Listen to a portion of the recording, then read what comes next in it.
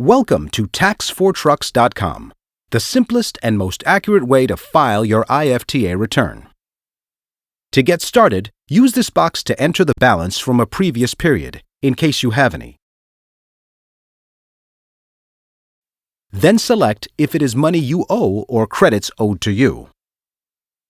Now let's suppose that when you finish your return, it shows a credit rather than tax due. Well, here, you select what you want to do with that money. Refund or apply to next period. Now it's time to enter miles and gallons. To do that, use from this drop-down menu to select the jurisdiction where you operated. In the next box, enter the total amount of miles driven in that jurisdiction. Here you say how many of those miles are non-taxable. The definition of non-taxable miles varies among jurisdictions, so you may click on this link to find out if some of the miles are non-taxable. But caution, in the majority of the cases, the value in this box should be 0. Do not enter a number here unless you are absolutely certain that these miles are non-taxable. In the following box, enter total amount of gallons purchased in that jurisdiction. This process will be repeated for each jurisdiction you traveled through during the reporting period.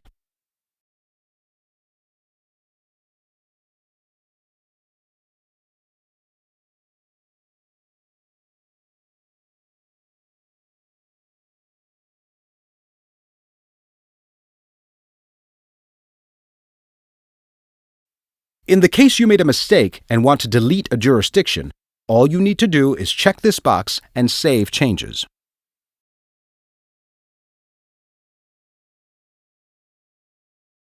Please notice that you can enter information for the same jurisdiction more than once because our system will add all entries you made for the same jurisdiction and make only one entry in your tax return. This feature allows you to make entries in a per-trip basis.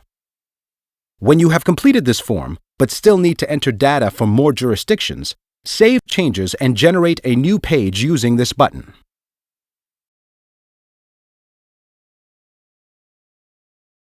Today's date is selected as filing date by default, but you may choose a different filing date if you want. However, be aware that calculation of penalties and interests may be affected by the date you select if you are filing a late return. If this is your final return and you want your account to be closed, check this box and select Last Date of Operations. Finally, it's time to print your return. To do that, just click on this link and on the next page select the return you want to print and a PDF file will be generated.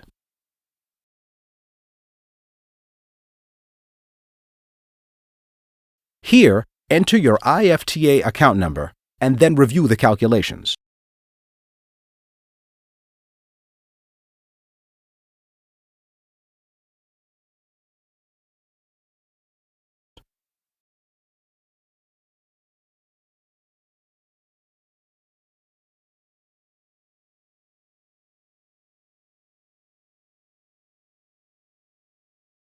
Your return is ready to be printed.